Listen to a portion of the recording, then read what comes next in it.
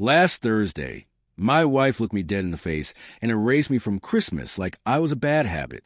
We were sitting at our kitchen table, the one we'd eaten at for decades, and Susan wouldn't even touch her coffee. She kept staring at a spot on the wood like the answer was carved into it. "Michael," she said, soft and careful, "I think it's better if you don't come to cottage this Christmas." For a second, I honestly thought I misheard her, like my brain refused to accept the words. "What?" I asked, the mug halfway in my mouth. "What do you mean, don't come?" Her jaw tightened. She still wouldn't look up. "The kids! They think it'll be easier if you stay home this year. You've been difficult lately." Difficult? It landed on my chest like a weight. "Difficult how?" I said, and I could hear how flat my own voice sounded, like it belonged to someone else. Susan finally glanced up, and the look on her face wasn't anger. It was that new expression she'd been wearing for about a year now, like she was exhausted by the concept of me. "At Thanksgiving, you went after Ryan about his new plan. At Lauren's birthday, you made that comment about her boyfriend. People are tired, Michael. They're tired of walking on eggshells. Ryan, 41, divorced, marketing, always chasing the next big thing. Lauren, 38, social worker. Kind to the point it sometimes looked like self-destruction." My comment, I repeated. "You know what you said," she replied, and now the tone came out. The one that made my skin crawl.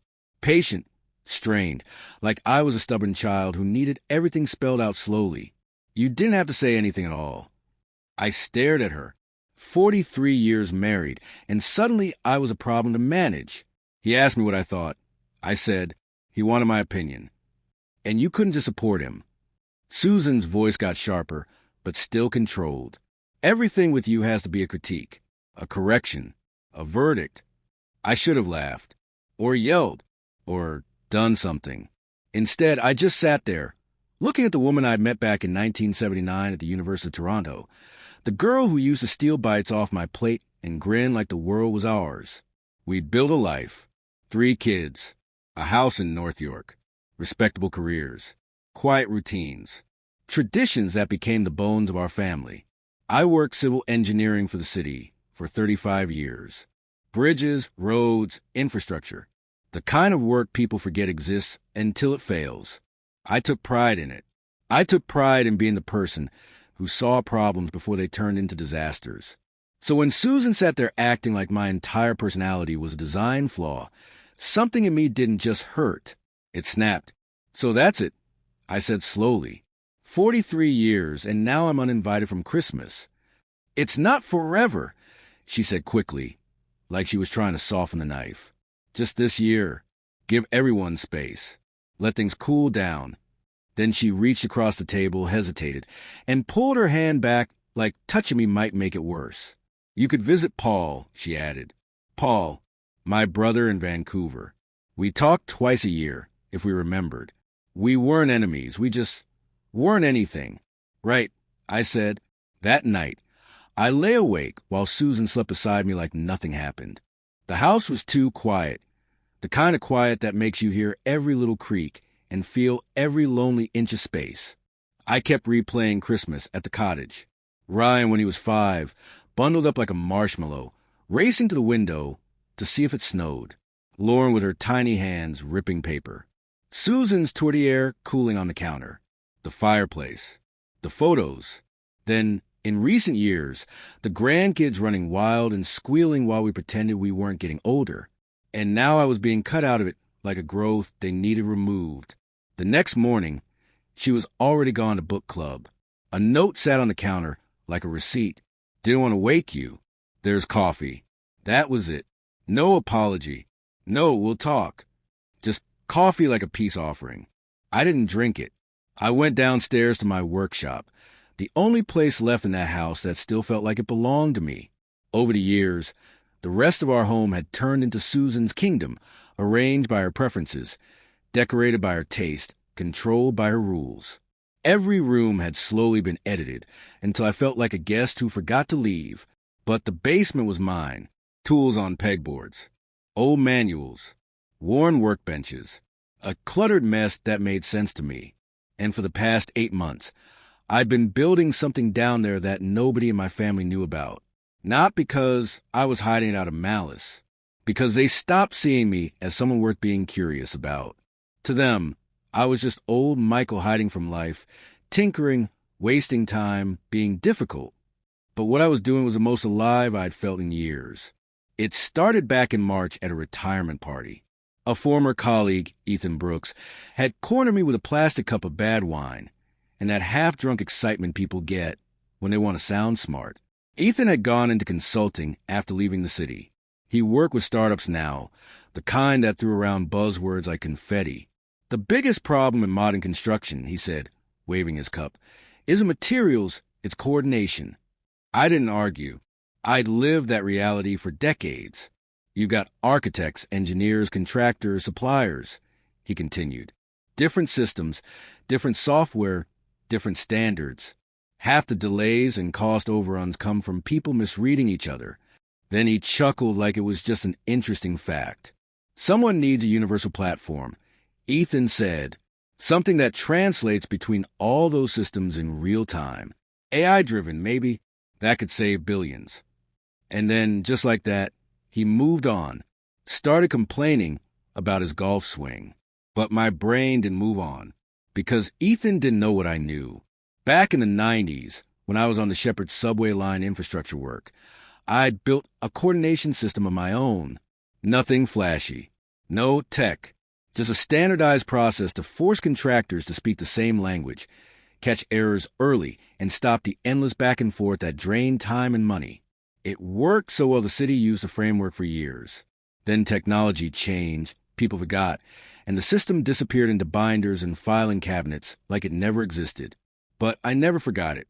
And for years, I kept thinking about how it should have evolved, how it could have been something bigger. So after that party, I started working. Not daydreaming, not making lists, working. I taught myself Python like a stubborn teenager. I watched lectures, read articles until my eyes felt like sandpaper, studied machine learning and data models.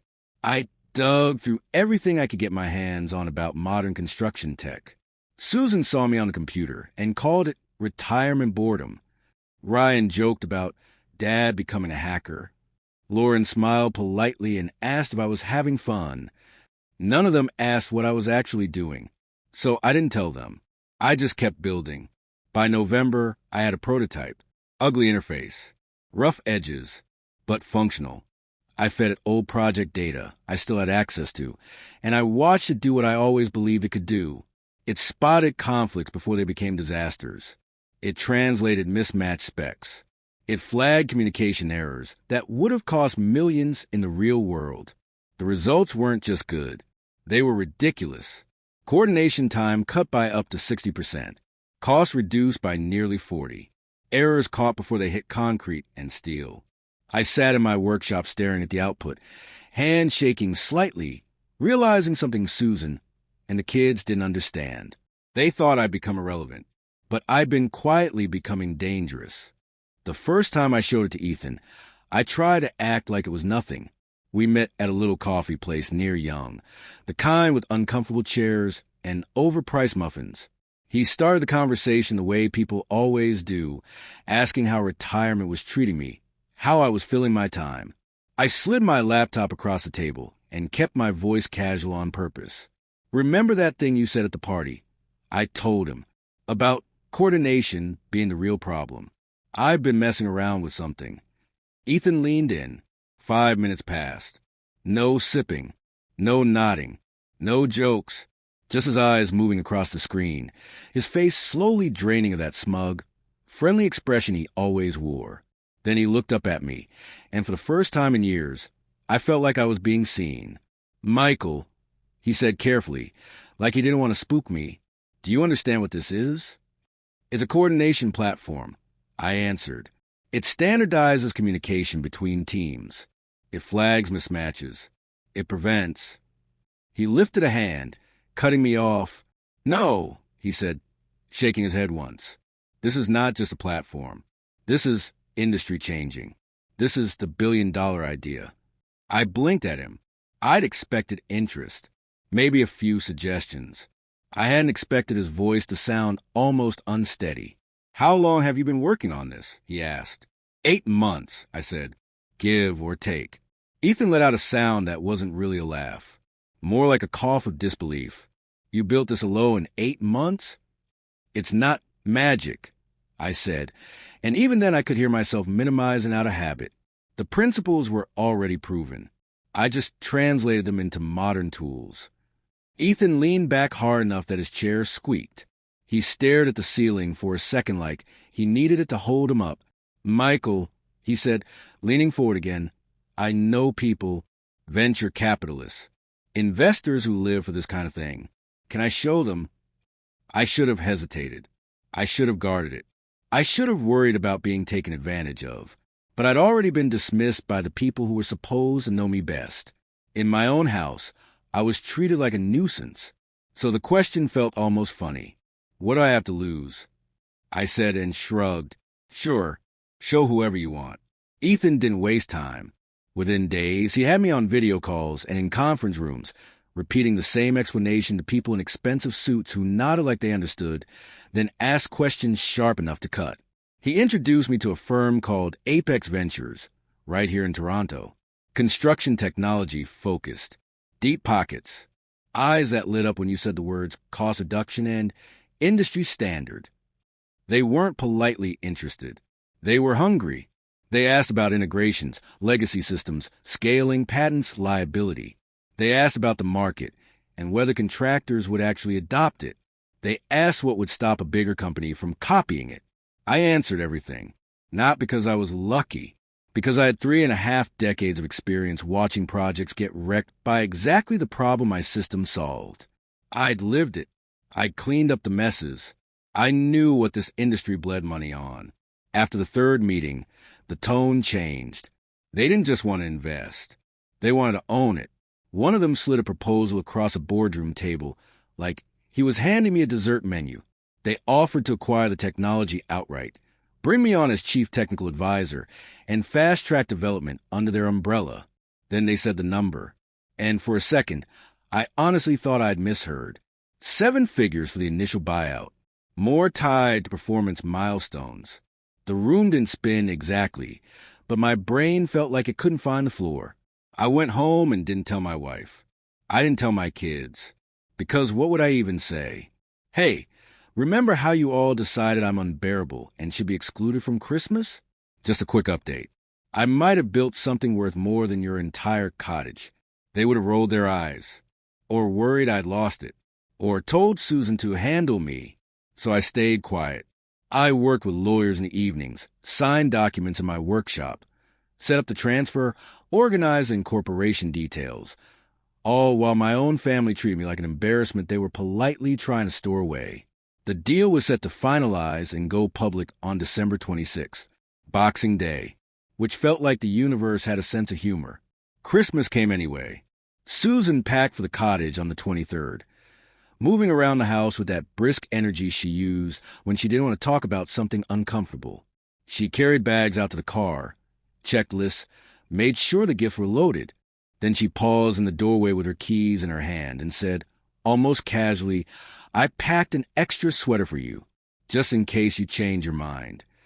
We both knew I wouldn't. I wasn't going to show up like a stray dog begging for scraps of family warmth. "Drive safe," I said. She nodded once and left. On Christmas Eve, Ryan called. "Hey, Dad," he said, trying for cheerful. "Just wanted to say Merry Christmas." "Merry Christmas," I said. He hesitated. I could hear the cottage in the background. Voices. Laughter. Something clinking. A life I wasn't part of. "You doing okay?" he asked. Mom said he decided not to come. Decided. Like it was my choice to sit alone in my own house while they played family without me. "I'm fine," I said. "Enjoy the cottage." "Yeah." He drew the word out, uncomfortable. "It's just weird without you. But, maybe next year, right?" "Maybe," I said. We hung up, and I sat in the living room staring at the tree Susan had insisted on decorating. Lights blinking. Ornaments placed perfectly. Presents arranged neatly underneath. It looked like a display in a mall. A traditional Canadian Christmas. carefully staged, with the main character missing. I poured myself a scotch and waited for rage. It didn't come. That surprised me. I thought I'd be burning with it, but instead I felt quiet, like something had finally gone numb in a way that brought relief. Nobody was disappointed in me. Nobody was sighing when I spoke. Nobody was exchanging looks like I'd said something unforgivable just by having an opinion. It was just me, the hum of the fridge, the ticking clock. On Christmas Day, I spent most of the hours downstairs in my workshop, refining technical details, checking files, making sure everything was airtight. The deal was closing tomorrow, and if I was going to be erased from family traditions, I was at least going to make sure my work was flawless. Around noon, I made myself a turkey sandwich with cranberry sauce, because tradition still mattered, even if I didn't. At exactly 12 minutes past midnight, when Christmas officially became Boxing Day, my phone rang. Ryan. I answered on the second ring. "Dad," he said, and his voice was wrong. Too high, too tight, like he'd been running, like he'd been crying. What the hell? My spine went cold. What's happening? I demanded. Is everyone okay? "Dad, your name is on the news," he blurted. The CBC app just sent a notification. I sat down hard on the edge of the couch. "What are you talking about?" It says Michael William Harrison, Toronto civil engineer, sold a construction tech platform to Apex Ventures for, he sucked in a breath. "Dad." It says $8.5 million. I stared at the wall. I knew the announcement would hit. I just hadn't expected it like this. Not instantly. Not like a bomb dropped right after midnight. They'd told me, midnight on Boxing Day. Apparently they meant it. "Oh," I said quietly. Ryan sounded like he couldn't catch his breath. "Is this real?" "It's real," I replied. "Initial buyout. There's more if it hits targets. Could be 20 million over the next 5 years. Silence. Then, in a voice I'd never heard from my grown son, he whispered, "I need to call you back." He hung up. 30 seconds later, Lauren called. Then Susan. Then Ryan again. Then a number I didn't recognize. My phone became a siren that wouldn't stop. Buzzing. Ringing. Lighting up with missed calls like it was trying to crawl out of my hand. I watched it happen and felt nothing. Not yet. I let most of them go to voicemail. I wasn't ready to hear their voices suddenly soften, suddenly sweet, suddenly interested in me again. I wasn't ready to listen to the same people who'd shoved me out of Christmas scramble to pull me back in, because I'd become valuable. The next morning, I woke up to a phone that looked like it had survived a disaster. 47 texts, 12 voicemails, 6 emails. Most were family. Some were old colleagues I hadn't heard from in years, acting like we were best friends. A few were from journalists asking for interviews. I sat there in the quiet, phone in my hand, and all I could think was this. Yesterday I was difficult. Today I was a headline. Susan came home the next afternoon, alone. No grandkids racing through the doorway.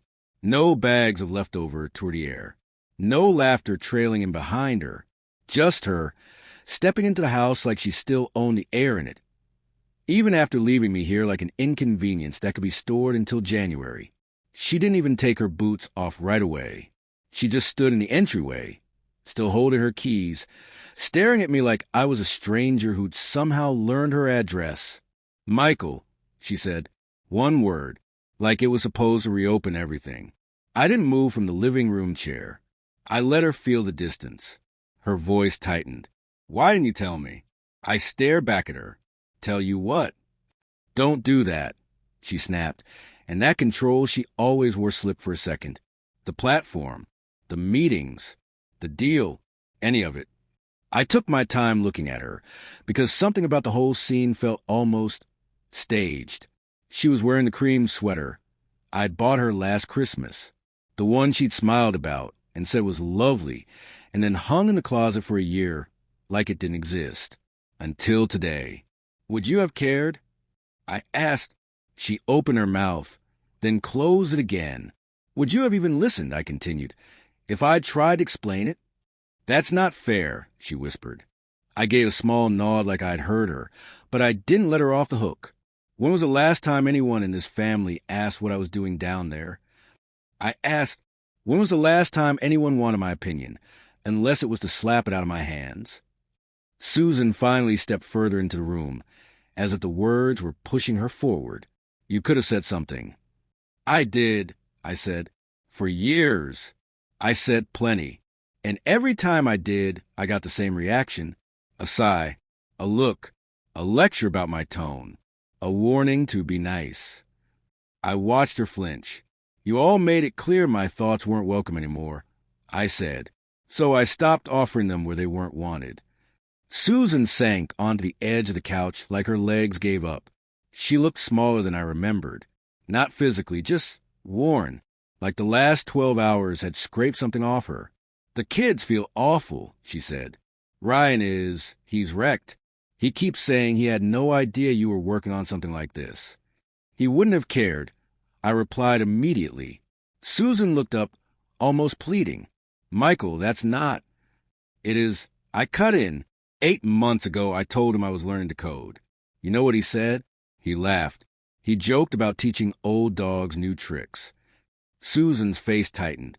He didn't mean it like that. Yes, he did, I said flat. And Lauren laughed too. And you told your friends I was going through some kind of phase. Like I was playing pretend, because I couldn't handle retirement. The color drained from her cheeks.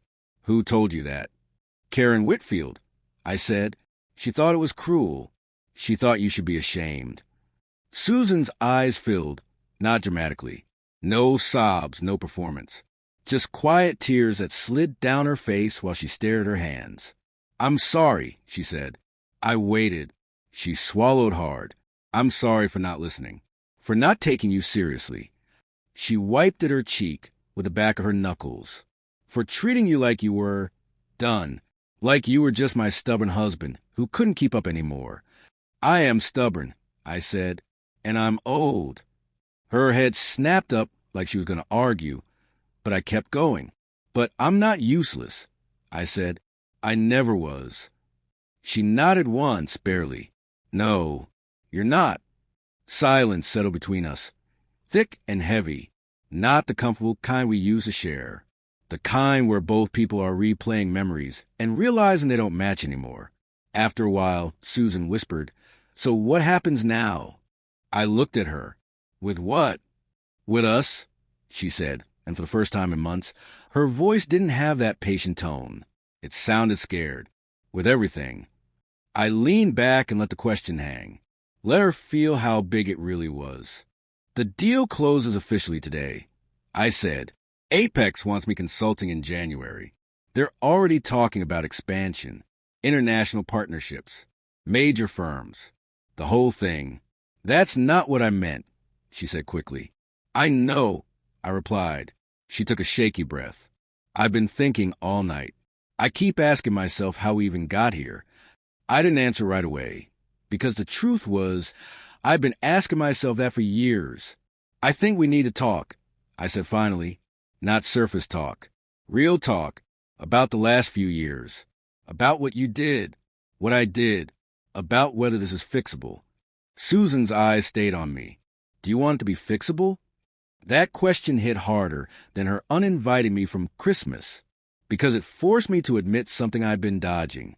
I could forgive a lot. But could I go back to being the man they tolerated as long as I stayed quiet?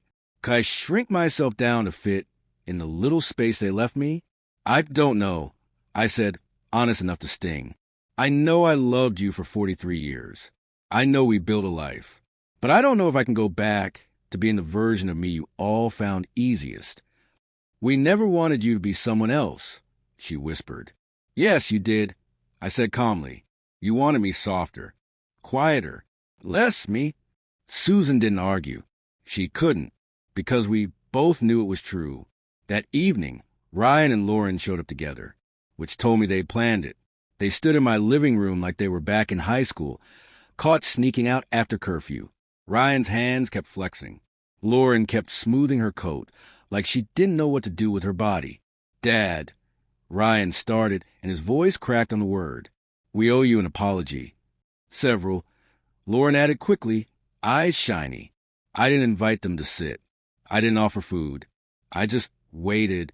Ryan exhaled like he'd been holding his breath since midnight. We've been treating you like you didn't matter, like your experience was outdated, like you were just in the way. Lauren nodded hard. And we were wrong. Completely wrong. She stepped closer, holding her phone like it was evidence. I've been reading about your platform. Every article says the same thing. People are calling it revolutionary. I look between them. I don't care what strangers type online. Ryan blinked. Then what do you care about? I answered without hesitation. I care about respect, I said. Not because a headline slapped a dollar amount next to my name. Because I'm your father. Because I've lived 67 years. Because I might actually know something worth hearing before you dismiss it. Both of them nodded, faces tight with guilt.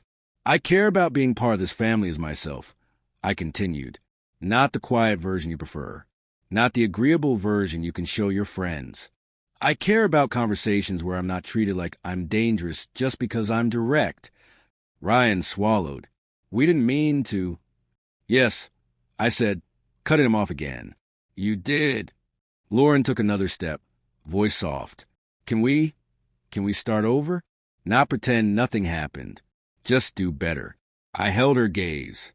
Are you here because you actually respect me or because you just found out I'm worth $8 million? Ryan didn't even flinch. Both, he said. Lauren turned her head toward him, shocked, but Ryan kept going, blunt and ugly and honest. The money didn't make you suddenly important, he said quickly. It made us realize we've been acting like idiots, like we were allowed to treat you however we wanted because you'd always be there. And if it took this to wake us up, then yeah, I'm ashamed it was necessary. I stared at him for a long moment. The honesty mattered. It didn't erase anything, but it mattered. Here's what I need, I said. They both leaned in like I was about to announce a cure for something. I need space, I said. Time to think. Time to decide what I want the rest of my life to look like. That could be 20 more years if I'm lucky. Lauren nodded slowly. Okay. I'm not promising cottages. I continued. I'm not promising family dinners. I'm not promising fake smiles for a photo so everyone can pretend we're fine. That's fair, Lauren whispered. And if we rebuild anything, I said, it has to be real. Not you being nice because you feel guilty. Not you being nice because you think I'm going to rewrite my will. Ryan winced, like I'd hit a nerve. We deserve that, he said quietly. Yes, I replied. You do. They stayed about an hour, talking in careful, awkward circles, making promises that sounded good in the moment. But I'd lived long enough to know promises were cheap. Easy to say, easy to forget. When they finally left, the house went quiet again. And this time, the quiet didn't feel empty. It felt like space. The weeks after that were surreal. The sale made national headlines. Interview requests came from business magazines, tech podcasts, newspapers. Someone from Dragon's Den called asking if I'd ever consider coming on as a guest advisor. I declined almost all of it. I wasn't interested in being famous. I wasn't interested in being paraded around like a miracle story. I was interested in one thing, work. Because the truth was, while my family was trying to figure out how to speak to me again, I was trying to figure out something else entirely. What it felt like to be needed without having to beg for it. Apex moved fast once the ink was dry. By the second week of January, they had an office waiting for me in their downtown Toronto headquarters. Nothing flashy. A clean desk, a whiteboard, a laptop that probably cost more than my first car. But the message was clear. They weren't treating me like a retired guy they'd tossed a consulting contract. They were treating me like the cornerstone. They'd hired 12 engineers to expand the platform, and I was expected in every major meeting. Every big decision came through my door. They didn't just tolerate my directness. They depended on it. It lit something in me that had been dim for years. For the first time in a long time, I wasn't just existing as someone's husband, someone's father, someone's difficult old man. I was building again. And the strangest part was how quickly my body remembered what purpose felt like. I started waking up before my alarm. I started eating better without thinking about it. I caught myself humming in the car like I was 25 again. Susan noticed too. She suggested therapy in January. Her idea. That alone almost made me suspicious. Every Thursday evening, we sat in Dr. Reynolds' office in North York, the two of us on opposite ends of the couch like we needed a buffer zone. Dr. Reynolds had calm eyes and a voice that didn't let either of us hide behind polite sentences. One night, she looked right at me. "When did you start feeling unheard?" she asked. I stared at the carpet for a long moment, because the answer wasn't one moment. It was a slow leak. It happened gradually. I said, maybe 10 years ago. The kids were grown, building their own lives. Susan got busy with her groups, her friends, her routines. I was still working, but even my job became predictable.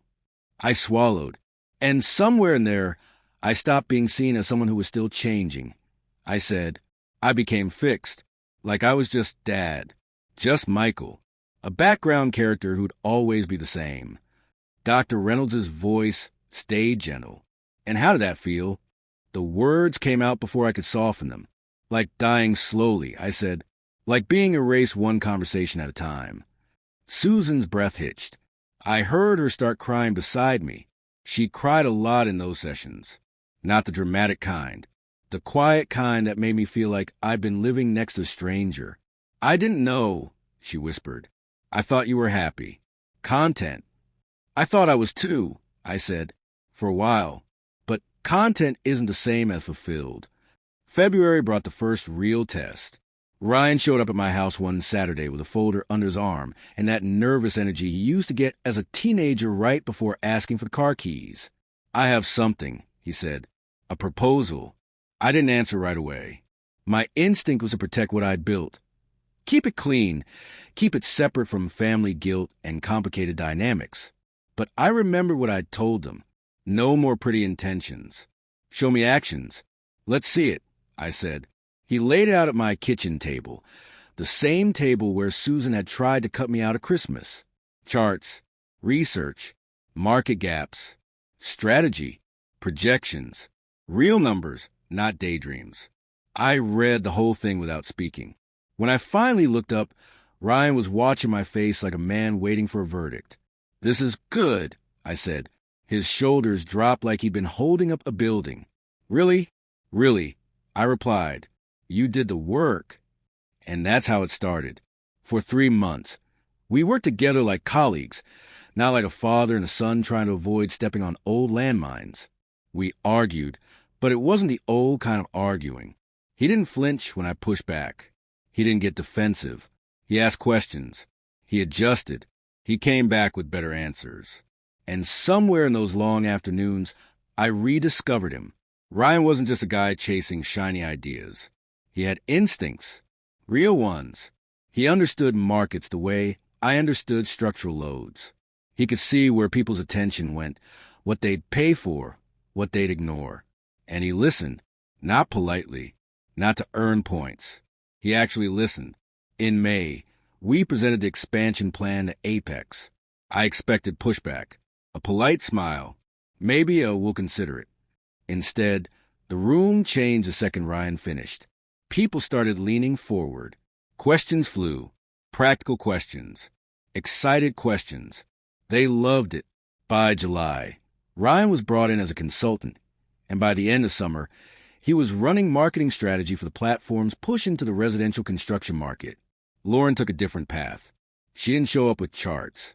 She showed up with a question that hit harder than any business plan. "Can I help make sure this doesn't hurt people?" she asked me one evening. I raised an eyebrow.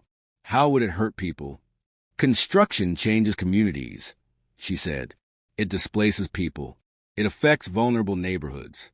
It disrupts access. It can create harm even when it's technically successful. If your platform becomes standard, it should push companies to consider the human impact too." It wasn't about money with her. It never had been. So we built an advisory board focused on social impact and community engagement. Lauren chaired it.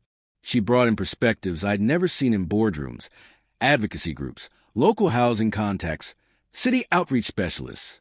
Her influence changed how Apex talked about projects. not just timelines and profits. Stakeholders, neighbors, trust, long-term stability. And Susan did something I didn't expect. She started taking computer classes. Not because she wanted to code, but because she wanted to understand what I'd been doing when she dismissed it as a phase. The first time she came home excited about learning something new, it almost hurt. Not because I didn't want her to grow, because I realized how long it had been since she'd looked at me like she actually wanted to know my mind. She started asking real questions. Not, how was your day? Questions that said, I believe you know something I don't. By December, a full year had passed since I spent Christmas alone with a scotch in a silent house that felt like a punishment. This year, we went to cottage together. Ryan brought a new girlfriend, an architect with sharp eyes and even sharper opinions. Lauren brought her boyfriend, the one with the tattoos I'd stupidly judged in the beginning. Turns out he was a paramedic. One of the most grounded men I'd ever met. Quiet confidence. The kind you don't need to advertise. That alone made me feel ashamed of how easily I'd reduced him to ink on skin. Christmas Eve came, dinner finished. Dishes stacked, laughter fading into that cozy late-night hush families slip into when the fire's warm and everyone's had enough wine. Ryan asked me to step outside. We stood on the deck staring at the lake, frozen smooth and pale under the moonlight. Our breath hung in the air like smoke. Dad, he said, and his voice already sounded different. Heavy, honest.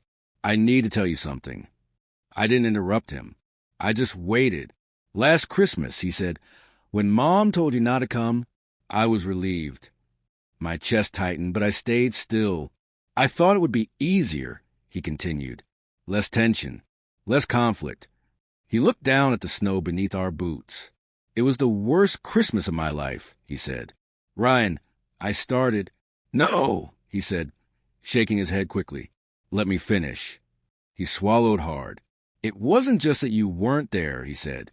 It was that we made sure you weren't there. And the whole time, I kept thinking about all the years before.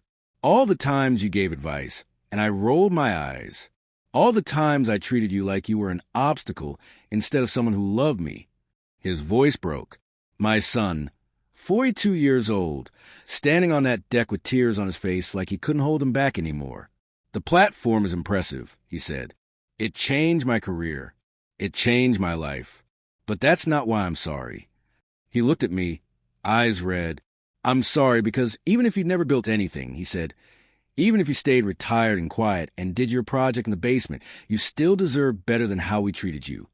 I stepped forward and pulled him into a hug before he could talk himself out of it.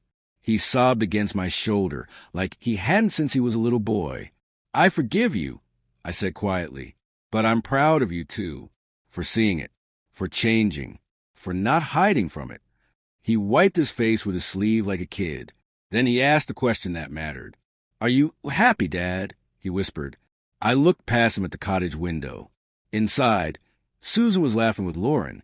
The tree lights glowed against the glass. Wine glasses caught the light. It looked almost like a picture-perfect holiday advertisement, except I knew the truth behind it. We weren't perfect. We weren't healed. We were still messy and learning and repairing damage that ran deep. But we were here, together, real. I looked back at Ryan. I'm not invisible anymore, I said. That was the honest answer. Later that night, after everyone went upstairs and the cottage finally settled into sleep, I sat by the fire with my laptop balanced on my knees. Not working because I needed to prove anything. Working because I wanted to. I was sketching out an extension of the platform that could transform infrastructure maintenance, predicting failures before they became emergencies. Bridges, water mains, roadways, the things nobody notices until they collapse. I hadn't told anyone yet. And this time, it wasn't because I felt small. It was because I finally understood something about myself. I didn't need permission to keep growing. I didn't need applause to keep building.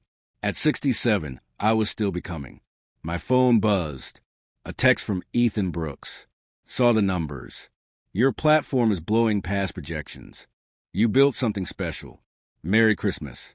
I smiled, set the phone down, and listened to the fire crackle while snow fell outside. Upstairs, my family slept in a cottage that had almost lost me for good. And as I closed my laptop and stood up to head to bed, one thought stayed with me, steady and sharp.